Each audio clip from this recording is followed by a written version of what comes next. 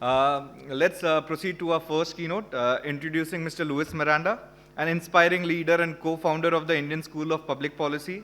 He also chairs the Center for Civil Society and Coro. With a remarkable legacy in building institutions, he has played pivotal roles in shaping up HDFC Bank and IDFC Private Equity. He actively contributes as board members of Educate Girls and SBI Foundation and serves on the Global Leaders Group and Society Advisory Council at the University of Chicago. He also shares his insights through Forbes and Thrives Global and teaches at Chicago Booth's Accelerated Development Program. Would love to welcome you on stage, Mr. Luis Miranda.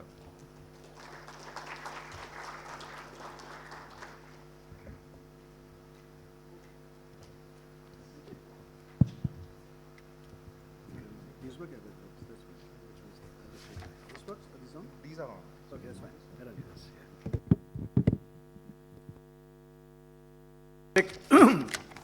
And good morning. Congratulations, Ravi, Lakshman, Jalaj, and all of you for building up this institution and for also the 12th anniversary of this conference. I mean, that's a fabulous achievement here. So why am I over here? ESOPs changed my life. ESOPs sort of gave me, for the first time, some money in my bank account. It gave me a chance to quit work early and have fun. Yeah. So I'm a strong believer in ESOPs. That's why I'm here. But more importantly, why am I also here is because of randomness. Jalaj sent out an email because of a podcast that I had spoken in a long time ago. He didn't expect a response from me. I don't know why I responded to it, but I ended up over here this morning, so you guys have to suffer this. And that's the sort of thing we'll talk about, how life is so random and the importance of luck in life. And then I'll talk a bit about making money, and then I'll talk a bit about giving away that money. My wife and I have signed up for a pledge for lesser mortals called Living My Promise, where we've pledged to give away at least 50% of what we have in our lives or in our wills. So what happened with ESOPs here? So my story was a story of failure. I'm a chartered accountant, and then I was talking to Lakshman. I was a chartered accountant, then got an MBA. And I couldn't get a job in the US in '89. I got jobs which weren't exciting. There wasn't something exciting. And I went for an interview with Citibank Asia Pacific. Those days there were no emails, so we got a letter from them saying, would you like to interview with the Asia Pacific? We'd like you to interview with the Asia Pacific group.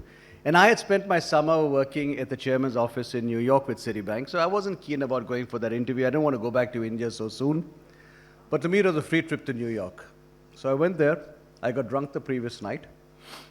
And the next morning, the first person I met was someone from Citibank Singapore who irritated me.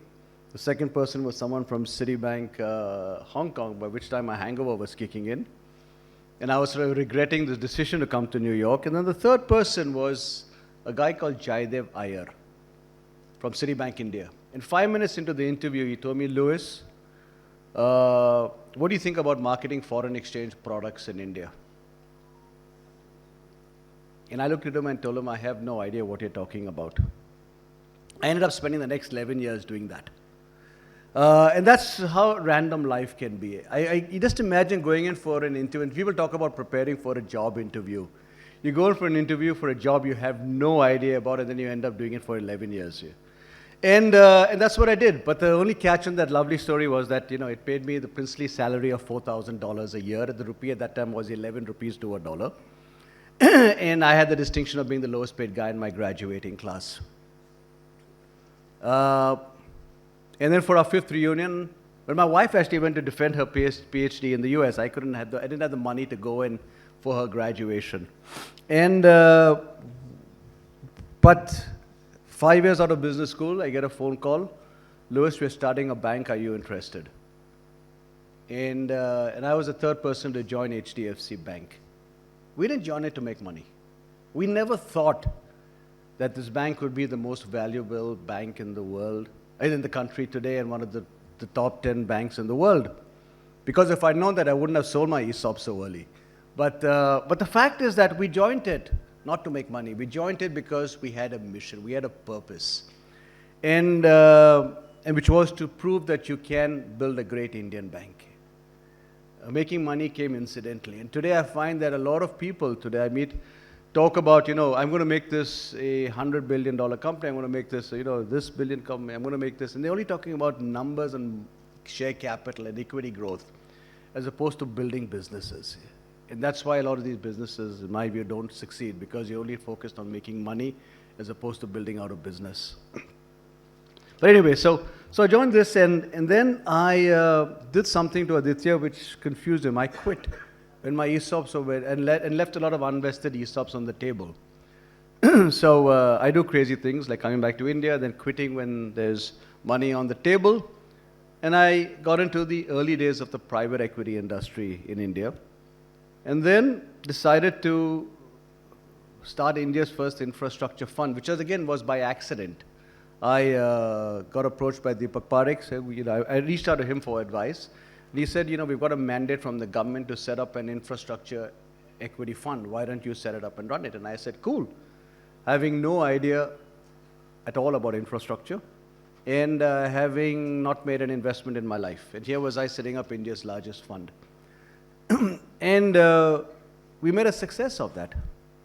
And that's the second time I had a chance to create money. And then, leaving again carry on the table, I quit when I was 48 because I had 2 kids at that time who were 13 and 15.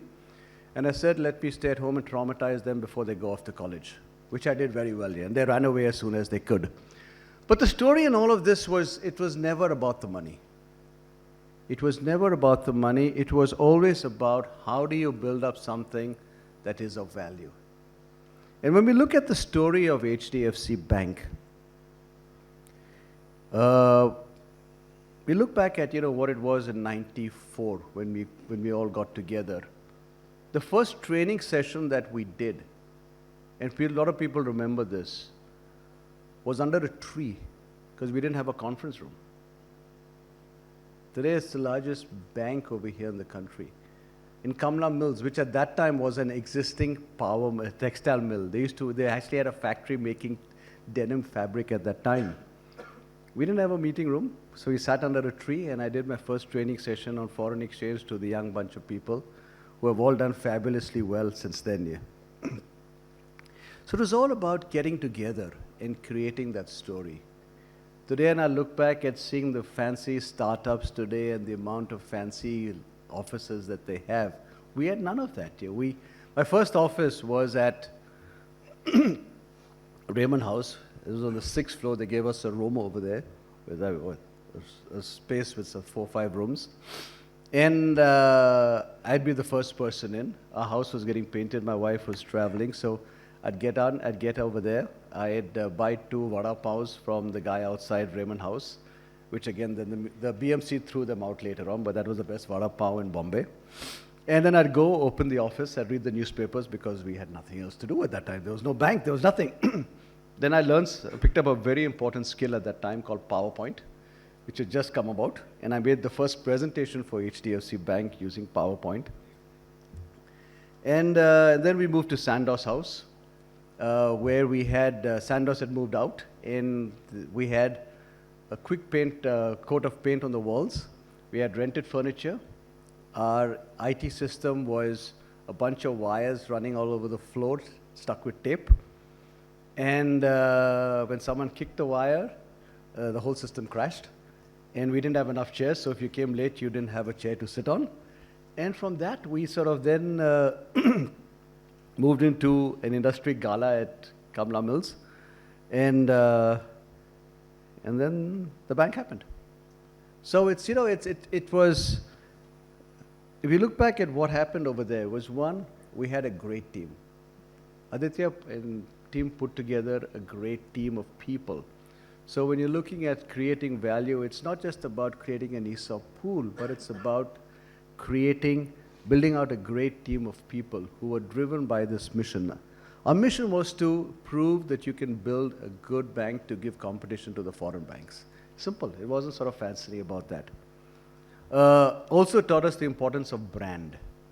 There's been a lot of, the story is great about how HDFC, the parent company, was concerned that these foreign bankers would come in and destroy the reputation of HDFC that had been built so carefully over the years, because they had no idea how crazy we would be. And so they wanted to call it everything other than HDFC. And one of the possibilities was to call it Bombay Bank, which is interesting because there was a Bombay Bank in the past which went bust. But, and Aditya said, if you don't give me the name, then I'm not leaving Malaysia and I'm staying on over here. I'm not coming back. So, so it's also important about the brand. And it's interesting that over the years, a lot of other banks have had challenges with runs on them, etc. But HDFC Bank never had that problem about liquidity or governance, etc. because reputation is so important over here. And then finally, it was just that discipline, those processes that got set up, all the stuff that we all in the business would hurt, it would curse, the financial control, credit, risk, etc., which is so important for an organization to build out. But those foundations are what did it. And along the way, money came. In our first few years, actually, our stock underperformed a lot of the other banking stocks. And we got flack from the board saying, you guys are all you fancy bankers and you guys are underperforming other banks. Banks like GTB, which doesn't exist anymore today, IndusInd Bank, and some of the other banks and it's only when the economy took a turn for the worse did the HDFC Bank stock go up because of the processes that we had and the risk controls that we had, which took us to where we were today. And so I really enjoyed it. And it's interesting when you look back at 94, we never used words like startup, cap tables. Those words didn't exist at that time here. We were told, okay, you will get so many shares, and we said, okay, and that was it. It was a very unsophisticated, peaceful world at that time. Now it's become the world's become a lot more complicated. As Venkat was saying, it's changed so much from the early days, and then again in this form of randomness, I was trying to pitch for business to Infosys. So I was connected again through somebody to Mohandas Pai, and I sent him an email. By this time now we'd moved to emails, no more letters. And he blew me off as expected and said, I'm busy, meet Bala, my assistant. So I go meet Bala. And in the meeting, Mohan walks in and we get talking and he says, Louis, you're wasting your time in banking. You should be in the IT sector. And I told him, you're crazy. What do I know about the IT sector? Because this was in 99 at the height of the dot-com bubble. And he said, no, you're wasting your time in banking. He said, there's somebody who wants to talk to you. And it's interestingly, actually, Mohandas Pai, besides sort of, starting me off on that interesting journey then, was also the reason why I'm here, because he connected me to ESOP Direct many years ago when we were working. We were on a board of a company together, and that's why I'm over here. So,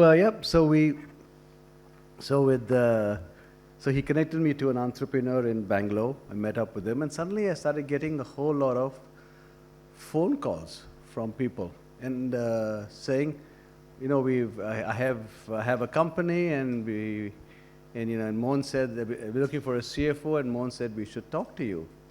And I was sitting talking to my wife and saying, I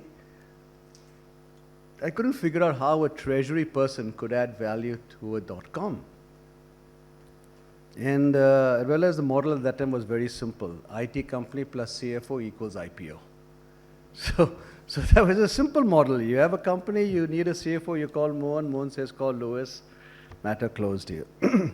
So I decided that, and so I realized that, this is another thing that I learned in life. We underestimate what we bring to the table. I thought I was this treasury guy managing foreign exchange and money market stuff. What could I do for a .com? And it more made me realize that I actually bring more to the table here. I'm a chartered accountant.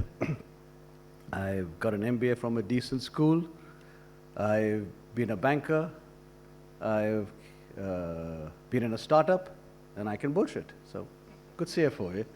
And so I decided to join the small company in Bangalore.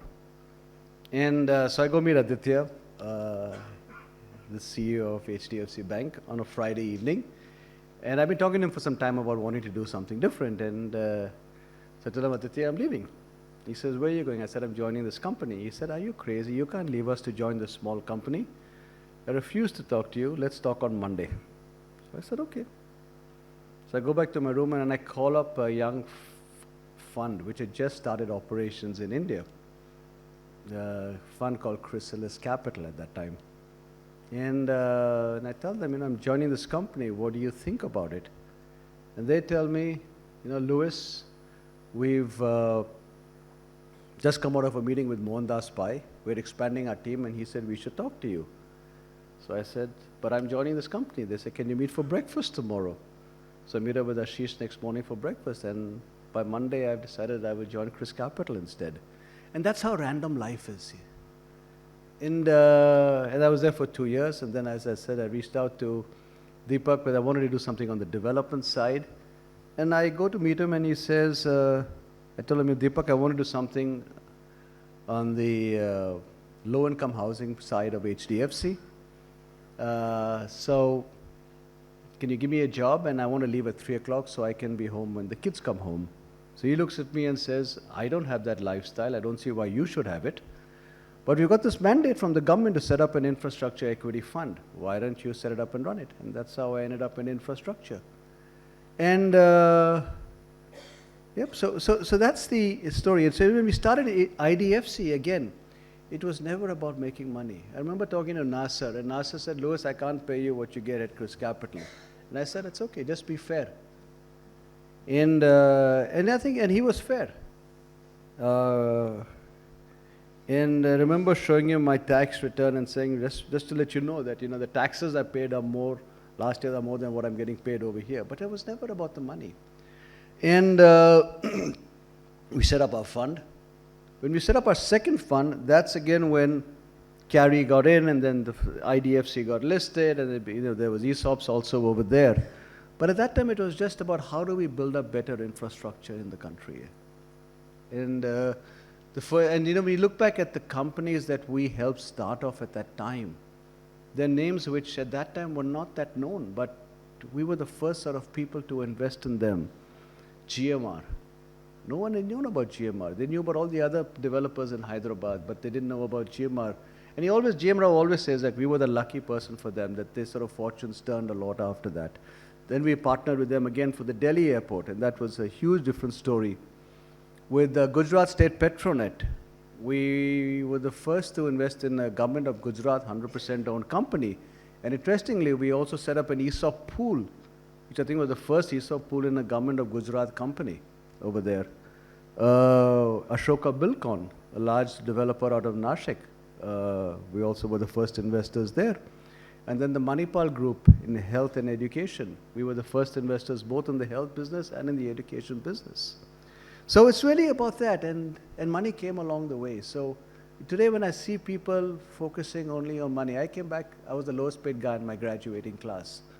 And I was among the first to quit working. So it's sort of, this summer, I was in Chicago for our 35th reunion, and I was talking to a bunch of the MBA students, and I was talking about how luck played an important part in my life. And one of my classmates was in the room also, and he said, Louis, but there's more to it than that. So that's how I came up with my new mantra in life, which is LBW+. And the LBW came from the fact that I'm Louis, his name was Bruce, and the third guy who shared an apartment with, his name is Wim. So that's how we came up with this acronym. And so the first thing in life which sort of helped me in my story was luck. And I've told you enough stories about how luck is, that randomness in life.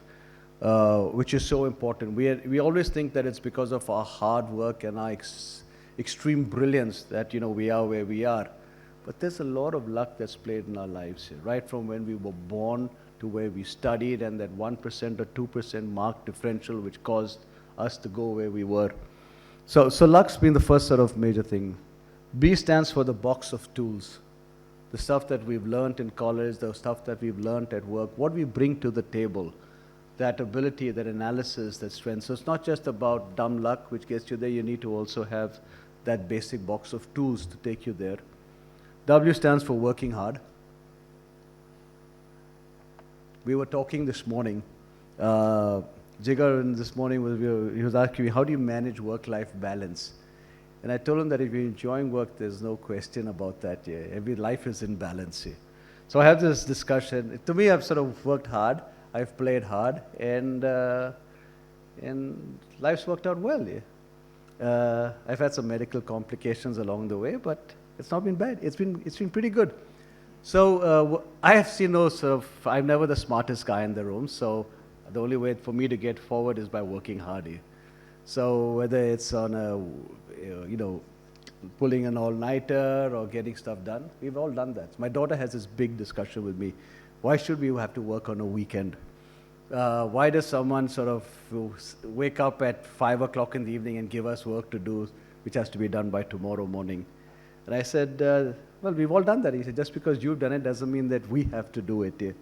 But I don't know. I've found that there's no easy way, unless you're exceedingly brilliant, that you can, and I'm not exceedingly brilliant, to be able to get away from hard work here. So hard work's sort of the important point over here. And then the plus, finding a life partner that will be supportive for you and help you through the good times, the bad times, the crazy things that you do in your life, etc. So it's so important here. So that's the new mantra, starting off with this whole issue of randomness and luck. We've talked also about making money, and in the stories at HDFC Bank and IDFC, and we've done that with the companies that we have. And I look at all the organizations, whether it's GMR, Ashoka, they've all done it because they've worked extremely hard. I remember when we bid for the Delhi airport, we were the underdogs. We had a consortium which was GMR, Fraport Airport, IDFC P, and Malaysia Airports. And there were many other people who were front runners, Bharti, L&T, Reliance, who were all sort of, tying up and had much larger reputations than our consortium.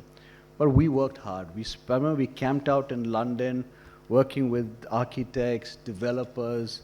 We knew nothing about airports when we started off. I mean, GMR was building the Hyderabad airport. So at ISB, we organized a 2-day event where we got in people from all over the world to tell us, how do you run a good airport? How do you build an airport?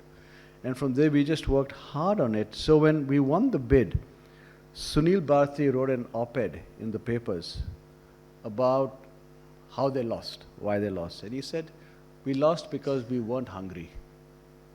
GMR won it today because they were hungry. And there'll come a time when GMR will also not be hungry and someone else will come up who's hungrier than them. So there's this ability to work hard. It's just so important over here to be able to do so here. There's a lot of interesting talks being done today about staff retention and holding back people and the use of ESOPs as a retention tool, as a motivator, etc. And I'm not going to talk about that because I don't know much about this. A lot of my sort of examples are based on deep analysis with a sample size of 1, that's me. So, but there'll be a lot more other interesting stories about this. But I look at myself, as I said, we were never guided by the ESOPs. I've never tracked the share price of HDFC Bank, nor of IDFC. I have no idea, even though I have stock in both of them, I have no idea what the share price is today, because it's not something that I can control, so why worry about that? I only focus on things that I can control on. But I left HDFC Bank, and I remember years ago meeting up with a consultant who told me that she got called up by Deepak that Friday evening because he couldn't understand why would someone leave extremely in the money options to go somewhere else, to a startup. And but so people do leave. It's just that when you got too much, and I've met that also at Infosys, but I met a lot of young people who said, I'm happy with what I have, and I'm going to go and be a photographer, be a musician, or something like that. So that's also a challenge over there with ESOPs, that people will leave, and that's perfectly fine. As long as you got people who are driven by purpose over here. So let's talk about the last part, which is about giving away money. I often tell people that this stage of giving away money is actually so much more enjoyable than making money. A friend of mine who's a professor at Chicago, an economist, talks about this warm glow that philanthropists give. Why do people give? Is it to put their name out? Is it for legacy? His point is that it just makes people feel good. And today, through ESOPs, there's so many people who will be creating a lot of wealth and money over there. You guys at Capita also, built up a great business, and there's a lot of money. So some years ago, a friend of mine, Amit Chandra, who runs Bain Private Equity, sent me a message and said, my wife and I were in the US, and he said, Louis, we're starting a movement called Living My Promise, where people who have more than 1 crore sign up, that they will give at least 50% of what they have in their wills or in their lives. Because all of us, are not billionaires who can sign the giving pledge. We don't have that much money. And I said, sure, but I need to talk to my kids, because it's easy for me to give it up. I'm dead. So, so what do I do with it? But it's really the kids who give it up. And so we were meeting our kids a few days later, so we asked them, this is what we're thinking of doing. Fiona and I, this is what we're thinking of doing. What do you guys think? And our kids, both of them are not in the corporate world, they're in the non-profit side, immediately said, you guys do what you want, it's your money, and you do what you want to do with it. And that's when we realized we've done something good with them. We've taught them something good, and that's what we've done. And one of the things that I've been involved with as part of this sort of giving process was when we started the Indian School of Public Policy. People ask me, well, how did you get into policy? I've worn many hats in my life, which is why I have no hair on my head here, because of all those hats. Accounting, treasury, venture capital, infrastructure, other non-profit stuff. I'm also on the board of an insurance company. I chair it. So why policy? I think that if India is to get to this Viksit Bharat of $30 billion, we will not get to it with the current policies. We need better policies over here in every area. Starting off with this ESOP policies also here. So you just need to have better sort of ways to fuel the economy.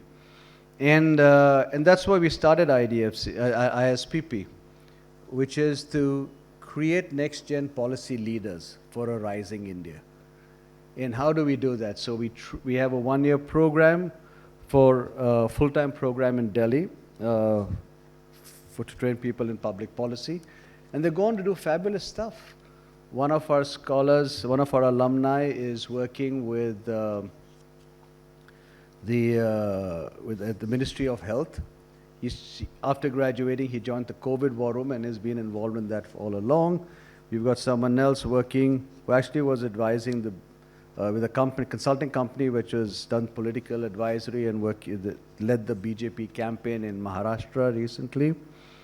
We still don't know who our chief minister will be, but yeah, we'll figure that one out. Then we got other people who are working in companies, working in industrial organizations, etc. Then we also train government employees. So we've just trained 1,250 people in the Bihar government. We run programs on the government's iGot platform, which is online training. And we're looking at developing programs for training people in urban policy. Because the cities are going to be a critical part of India's growth story. And until we get the urban situation correctly, we're not going to be able to get to Viksit Bharat there. And then we also work with companies and how do you work better with government. So we sort of have training programs for 2-day programs called Understanding Government, Stakeholder Management, working in collaborations, etc., to help companies interact better, work better with the government. We're launching our first flagship report, which is next Tuesday, called Administrative Reforms for a Viksit Bharat 2047, about what are the changes we need on the administrative side to be able to do that. And that covers proper visioning, working with outsiders, how do you take risk management and innovate within the government, and how do you get in more talent into the government, and how do we also work on developing the cities, which is an integrated part of that. So as I end, the only thought I want to leave is with this group of people who are wealth creators through ESOPs is what Gandhi said. We hold all this money in trust for society. Thank you for being here today. Thank you for the invitation.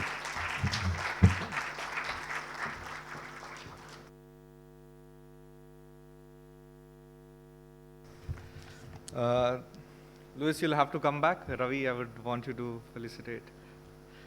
While they're coming on stage, ESOPs turning corporate meetings into dream of early retirement since 1990s. That's true, yes.